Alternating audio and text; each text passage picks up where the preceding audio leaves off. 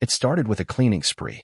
You know the kind: Saturday morning, coffee in one hand, playlist of sad 2000s rock ballads in the background, and a noble quest to finally make the guest room usable for something other than hiding things you don't want to deal with. That's where I found it. Tucked behind a stack of old board games we never played and a pile of unopened Amazon boxes I had stopped pretending I'd ever return. A simple, dusty shoebox, Adidas, navy blue, size 10.5. Not mine. No, I'm not the kind of guy who snoops. At least, I didn't used to be. But something about the way it was positioned, deliberately angled, almost hidden, felt off. Like it was trying too hard to be forgotten. I popped the lid. Inside, a disposable film camera. One of those cheap ones with the manual winding wheel and the promise of memories too blurry to be useful. And under it, a photo envelope, developed by Brightpics, scrawled in red across the top. I blinked. My wife, Lila, hadn't used a film camera since college. We'd gone digital years ago. This thing felt like a message in a bottle from a different life. I almost closed the box. Almost. But then I thought, what if it's just pictures of our dog? Or a vacation I'd forgotten? A little nostalgia never hurt anybody. So I took the envelope out. And what I saw in those photos made my spine stiffen and my breath catch halfway between a chuckle and a choke. There they were. Lila and some man I'd never seen before. Laughing, loud, hands everywhere, wrapped around each other like the world didn't exist. Like I didn't exist. Time-stamped, exactly 1 year ago. To the day. Happy anniversary to me. I sat down on the edge of the bed, the envelope slipping from my fingers and landing on the floor like it was exhausted from holding the weight of my world. I didn't cry. That's not how I'm wired. But I did sit there for a long while, staring at nothing and everything, hearing Lila's voice from earlier that morning echo in my head. Don't forget we have dinner tonight at the Birchwood. Dress nice, okay. Dinner. Fancy restaurant. Probably a speech prepared. A toast ready. Maybe even an apology if she had a conscience, which, judging by the way her eyes lit up in those pictures, wasn't looking promising. And I realized something in that moment. I wasn't heartbroken. Not yet. I was curious. Because every betrayal has a trail. Every lie starts somewhere. And if she wanted to keep playing house in our little domestic theater, well, I'd be sitting front row. Silent. Watching. Plotting. This wasn't the story of a man broken by a betrayal. This was the prologue. I showed up to the Birchwood wearing the same navy blazer I wore the night I proposed. Not because I was feeling romantic, far from it, but because I wanted to see if she noticed. Lila always claimed she had a photographic memory for clothes. Let's call it a loyalty test, minus the loyalty and plus a bottle of Merlot. She was already seated when I arrived. Hair curled. Red lipstick. That I'm a loving wife smile she had perfected for company parties and awkward dinners with my mother. You'd never guess she'd once wrapped herself around another man on a dock somewhere with the kind of abandon reserved for movie montages. You look amazing, she said, reaching for my hand as I sat her down. I'm really glad we're doing this. I smiled. Me too. I meant it. I was very glad. Because this wasn't a dinner, it was reconnaissance. She ordered the wine. Talked about work. Laughed at her own joke about how Sharon in accounting still thinks she invented Excel formulas. I nodded along, adding just the right number of chuckles to keep up appearances. But inside I was flipping through every frame of those photos I found, comparing the man in them to every name she'd ever dropped in passing. This guy, Andrew, he's hilarious. He reminds me of you. You'd like Eric. He's outdoorsy and weird and never shuts up about his canoe. Every sentence a puzzle piece. I just didn't have the picture on the box yet. Until she slipped. Halfway through dessert, chocolate tart she never finishes but always orders, she dropped a name I hadn't heard in months. I ran into Jonah last week. At the gallery downtown. He's working with that photography nonprofit now. Remember? My spoon paused midair. Jonah. Jonah had been her coworker at the ad firm 2 jobs ago. The guy she swore was a little much, always texting her creative ideas at 2 a.m. He was just a friend. Just a creative mind. Just harmless. Jonah. With a Nikon and an eye for shadows.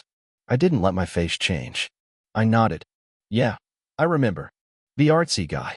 Her smile twitched almost imperceptibly. Right. He's grown a beard now. Looks like a lumberjack. She laughed. She was testing the waters. Checking if the name still meant anything to me. It did. A whole lot more now. I finished my dessert and leaned back. So what's in the cards for us this year? I asked. Any big goals? She reached across the table, touching my hand. Just more of this. More of us. I feel like we're finally in a really good place. And that, my friend, was the moment. The moment I knew without question. Because liars, true liars, don't just deceive. They decorate. She was painting me a picture of our perfect life with one hand while hiding the bloody brush behind her back with the other. That night, I didn't confront her.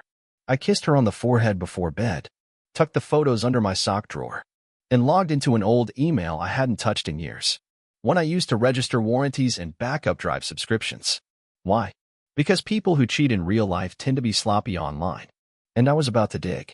You ever get that sinking feeling right before opening something you know is going to hurt?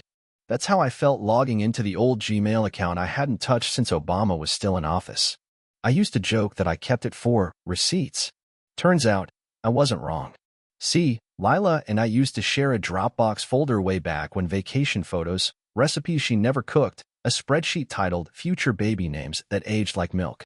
What she apparently forgot was that some of her apps still backed up to it, including her old phone.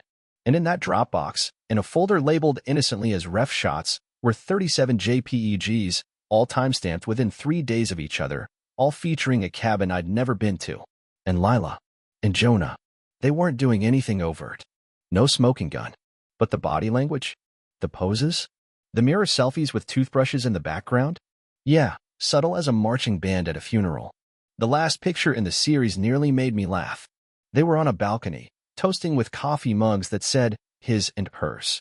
I zoomed in. Same mugs we got as a wedding gift. That's when it hit me. This wasn't a fling. This was a soft launch. A trial run. A backup relationship warming on the bench while I was still playing starter. I sat there, staring at the screen, my thumb hovering over the share button like I was about to send a missile strike. But I didn't. Not yet. Because war requires strategy. And I wasn't interested in lashing out. No, I wanted precision. Timing. I wanted the kind of revenge that tastes like aged scotch, slow, smooth, and hard to forget. But first, I needed the full picture. So I did something I never thought I'd do. I opened the junk drawer in our home office, dug out her old Nikon film camera, the one she used just for fun, and drove to the 1-hour photo lab downtown that still existed purely for nostalgia and divorce exhibits. I handed the camera over. The clerk, kid in a beanie and film is forever, hoodie, grinned. But there's some good memories on this. I nodded. Yeah, I'm curious to see them myself. An hour later, I sat in my car with the envelope in my lap. I flipped through them slowly. First shot, a lake. Second shot, Lila, laughing, sitting on a picnic blanket. Third, Jonah, lying next to her. And then came the one that hit me like a sucker punch to the ribs. Jonah, standing behind her, arms around her waist, both looking directly into the camera. The one I was holding. They'd used the camera's self-timer, which meant Lila had developed the role, seen the photos, and still decided to put the camera back in that box on the shelf. She wanted me to find them.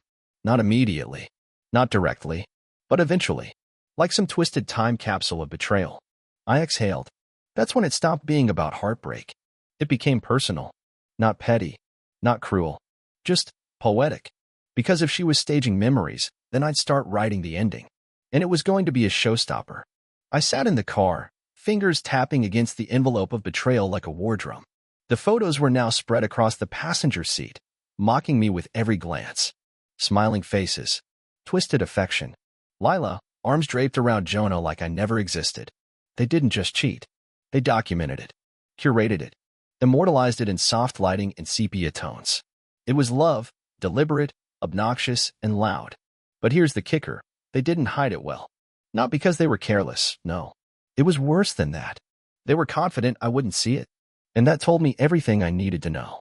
See, there's a strange power that comes with quiet realization. When the panic dies down and your ego stops screaming, what's left is clarity.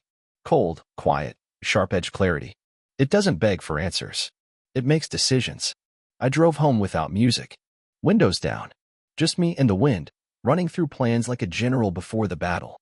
And when I walked through the front door, everything looked the same. Shoes by the bench. Her purse on the hook. A half-used candle burning in the kitchen like it was waiting for someone to confess to. She was upstairs, humming. Something upbeat. Something she didn't earn the right to sound so happy about. I put the photos back in their envelope. Slid it into the box where I'd found the camera. returned the box to the closet shelf. Then I waited. The next 2 weeks, I played the role. Smiled at dinner. Kissed her on the cheek. Asked about work. Told her my deadlines were picking up. Don't wait up, babe. I was buying time. Not for healing. For execution. Every evening, I sat in my office like a man building a guillotine. I pulled up every login we shared, Netflix, Amazon, Airbnb. I dug into our financials.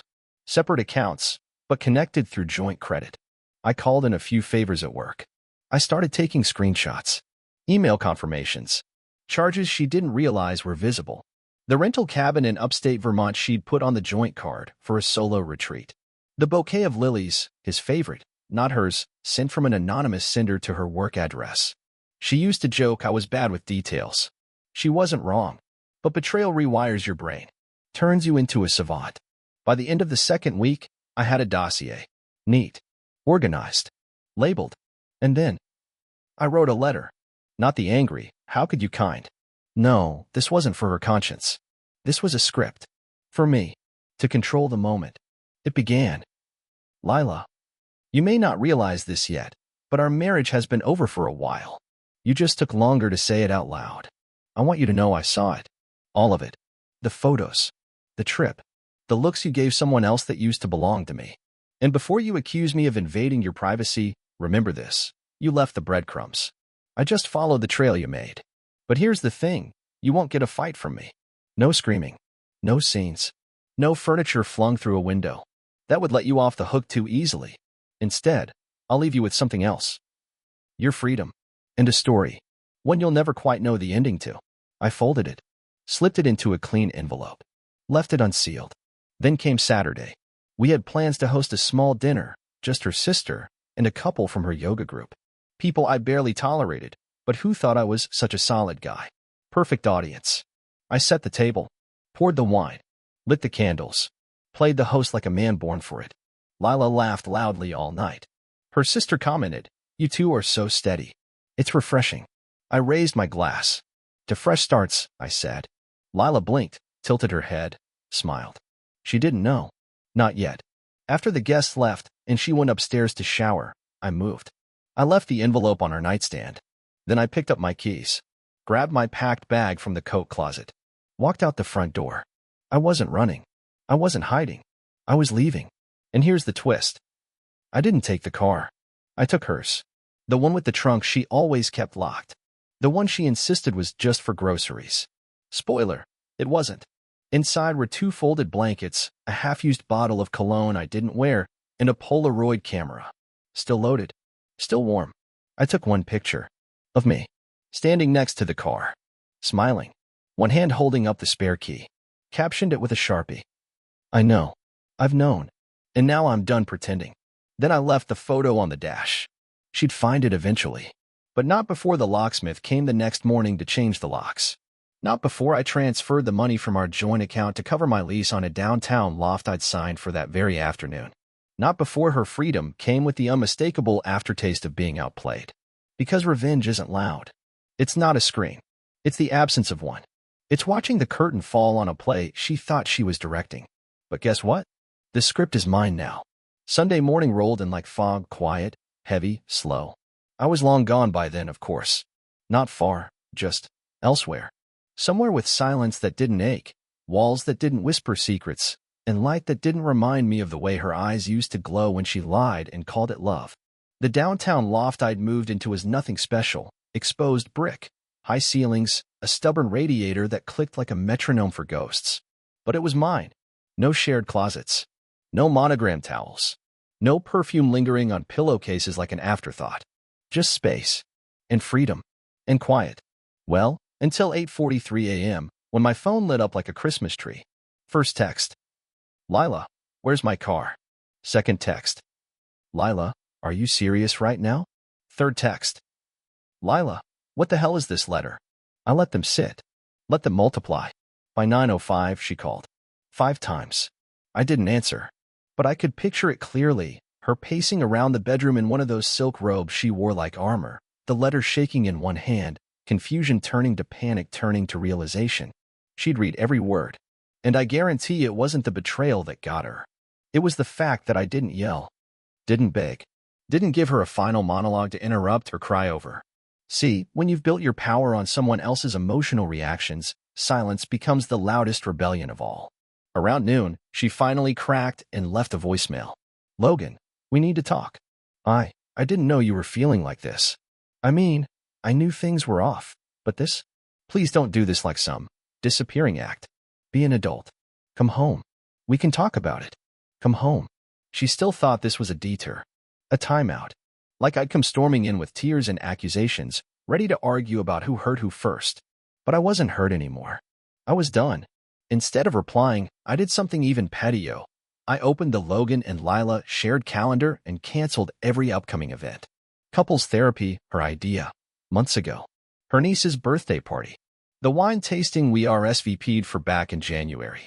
And the big one, our 10-year vow renewal trip. Italy. Fully paid. She planned it as a surprise. I found the confirmation emails in her Gmail, booked right between 2 weekends she spent with Jonah. Poetic, right? She wanted to renew our vows while cheating with a man who couldn't even commit to a hair part. I clicked decline on the entire itinerary. Then I changed the password to the account and renamed the calendar, the final season. Around 2 p.m., the text turned sharp. Lila, you're being cruel now. This is emotional abuse.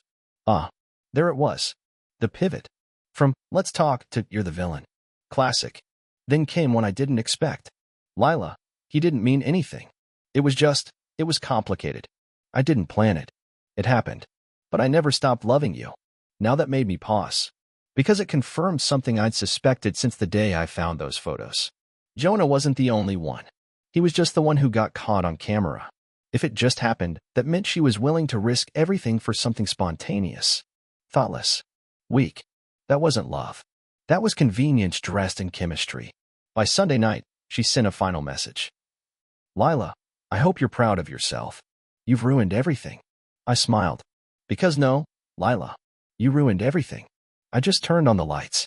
Later that night, I sat by the window of the loft, legs propped on an old crate, a whiskey glass resting on a stack of unopened mail. I watched the city move without me, lights blinking, horns distant, people laughing down sidewalks I hadn't walked yet. And I realized something. I wasn't angry anymore. Sure, betrayal had gutted me. But the part she never saw coming, the part that made this moment so satisfying, was that I didn't want her back. Not even a little. She thought the grand gesture would be hers. That she'd get to break me open and sort through the wreckage. Maybe even get applause for owning her truth. But she didn't get a stage. She got a silence so complete it echoed. Because that's what was left in the house now. Not yelling. Not slamming doors. Just echoes. And they weren't mine. They were hers. The house was still in her name. I'd never liked the suburbs anyway. I left her with the mortgage, the flower beds I never asked for, and the wine fridge she swore would change our evenings. She could toast Jonah in that kitchen now. Let him deal with her 3 a.m. moods and her passive-aggressive post-it notes about unloading the dishwasher. Good luck, buddy. You bought into the highlight reel. I lived the behind the scenes. I took one last sip of whiskey, let the silence settle, and opened a blank notebook. Not to journal. To plan. Because this wasn't the end. It was the start of something else. And while she was left explaining why her husband disappeared with nothing but a letter and a knowing smile, I was already drafting the next chapter. One she'd never be part of again. The thing about cheaters is, they never quite know what to do with the silence that follows exposure. They expect anger, yelling, maybe even a climactic door slam, followed by a dramatic monologue about how they never meant to hurt you. But what they don't expect, what really throws them off, is indifference. Not the fake kind either, not the petty cold shoulder routine, but real, marrow-deep indifference. That's where I was now. And Lila? She was spiraling. I hadn't responded to a single message in 3 days. My phone could have set itself on fire, and I still wouldn't have touched it. But on Wednesday morning, I got a call from an unknown number. No voicemail. Then another. And another. Finally, a text came through. Jonah, I think we should talk. There he is. I leaned back in the creaky loft chair and laughed. The man of the hour. The understudy who mistook a stolen spotlight for a starring role. I didn't respond. 5 minutes later, another message. Jonah, look, man. I didn't know she was married at first. By the time I did, it was complicated. I didn't want to hurt anyone. Now that was rich. There should be a class for guys like Jonah. How to apologize without saying anything of substance 101. Lesson 1. Pretend you were too emotionally overwhelmed to check for a ring. Lesson 2. Claim moral confusion after the second hotel stay. Still, I was curious. So I texted back. Meet me at the trailhead off Route 9. Noon. Come alone. I wanted to see the man my wife thought was worth dismantling a decade over. The trailhead was empty when I pulled up, an old gravel path we used to hike before Lila decided she was more into indoor wellness. The trees were just beginning to blush with autumn, and the air had that crisp bite that makes you nostalgic for something you haven't lost yet. I leaned against the hood of her car, my car now, and waited. At 12:02, Jonah arrived. Tan coat, artfully messy hair, coffee in hand. He looked like the kind of guy who talks about vulnerability over craft beer but never returns shopping carts to the corral. He saw me and slowed his step, clearly unsure of what kind of meeting this was. Logan, he said. I nodded once. He walked closer. Stopped a few feet away. I appreciate you agreeing to meet. I wasn't sure if you'd. I don't know, punch me or something. I tilted my head. Would that make you feel better about what you did? He blinked. No. I mean, look, man. This is messy. I'm not here to justify anything. You sure? Because it sounds like you rehearsed that opening in the mirror. He looked down, like he expected the ground to rescue him. I didn't mean for it to happen. I met her at a gallery event. She said she was married, but she also said it was over. That you two were living like roommates. The classic line. She told you we were just roommates, huh? He nodded. Yeah. Said the love was gone. That you were emotionally distant. Did it ever occur to you to verify any of that? Or did her dress and a bottle of Pinot Grigio do all the convincing you needed? He bristled, just a little. She said a lot of things. But I wasn't trying to break anything up. Sure you were, I said calmly. You just wanted the parts of her that were fun, easy, and none of the consequences. You were breaking something. You just figured it wouldn't hit you. He didn't reply. The wind carried silence between us. I took a breath. You know, I said, I've seen the photos. The cabin, the balcony, the mugs. He winced. Yeah, I continued. She really let her guard down with you. Or maybe she just stopped pretending she had one. I didn't mean for it to become serious, he said. But it did. And now, he hesitated. Now she's. I don't know. She's not talking much. She seems lost. She is, I said. Because the house of cards collapsed and the wind wasn't what she expected. Jonah looked at me, and for the first time, I saw it. Doubt.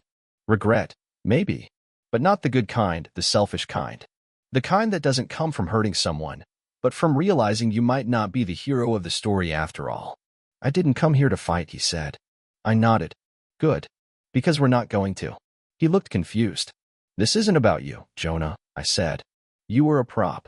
A useful one. But the betrayal? That was all her. You didn't take her from me, she gave herself away. He looked down at his boots again. Probably wished he hadn't come. I stepped forward. But here's what I need from you, I said. You stay out of my way. You don't call me. You don't text her while she figures out how to clean up the mess she made. And if she comes crawling back, which she will, don't mistake that for love. That's panic. Big difference. He swallowed hard. You done? I smiled. Yeah, but you might not be. So when this all goes sideways, and it will, just remember, she lied to me for 6 months. What makes you think you're special? I turned and got into the car. As I pulled away, I didn't check the mirror. Let Jonah stand there in the dust. Let him figure out what it means when the other man gets left behind, too. Because this wasn't a love triangle. It was a demolition. And Lila? She hadn't realized yet, but the wrecking ball had already swung. I expected silence after Jonah. What I got instead was a storm. The next morning, I woke up to 14 missed calls and a string of texts from Lila that read like the stages of grief had taken turns writing them. First, Lila, why would you humiliate me like this? Jonah said you ambushed him. Then, Lila, you've always been emotionally manipulative. No wonder I drifted. Finally, Lila, I'm sorry. Please, let's talk. Just us. No more drama. That one almost got a smirk out of me. No more drama. As if she didn't direct the whole first act of this mess. But I gave her what she asked for. I invited her to the loft. Told her she could speak. I'd listen. No yelling. No threats. Just the truth. She showed up looking like she was auditioning for an apology commercial. Messy bun. Hoodie. Puffy eyes. She held the envelope of photos in her hand like it was ticking. I never wanted it to end like this, she whispered. How did you picture it ending? I asked. A cozy lie we both die in? She sat down. I got lost. And Jonah, he was a mirror. He made me feel new. I interrupted. She nodded, tears brimming.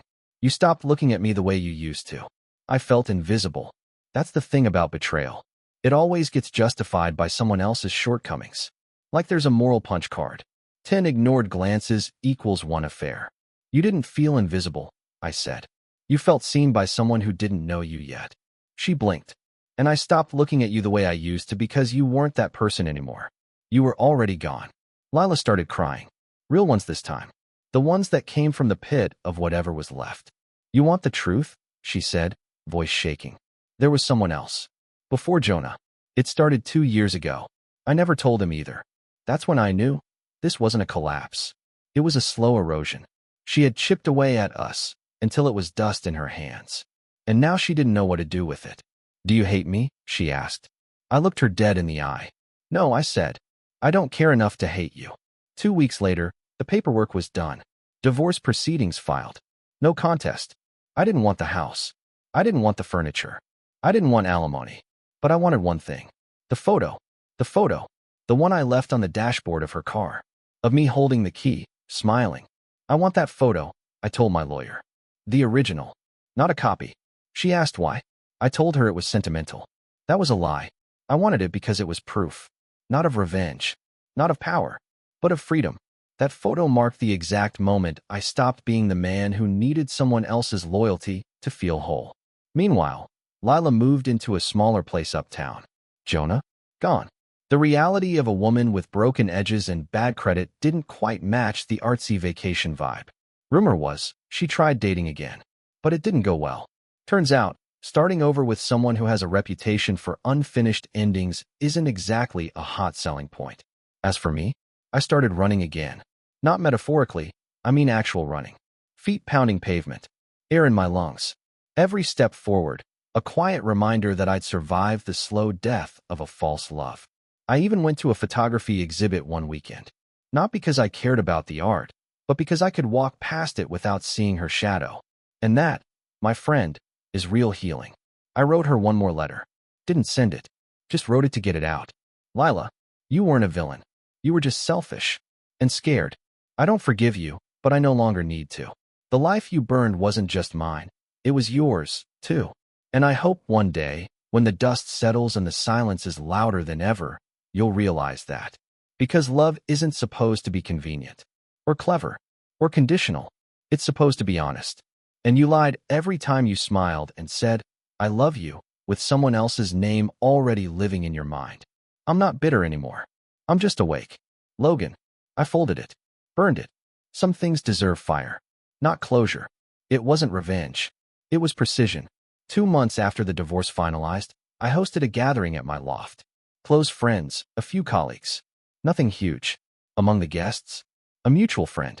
The kind who stayed neutral throughout the whole collapse. He pulled me aside midway through the night. Lila found out about the party, he said. She's upset. Said you're acting like none of it mattered. I sipped my drink. It did matter, I said. That's why I'm celebrating. Celebrating what? He asked. The funeral, I replied. He looked confused.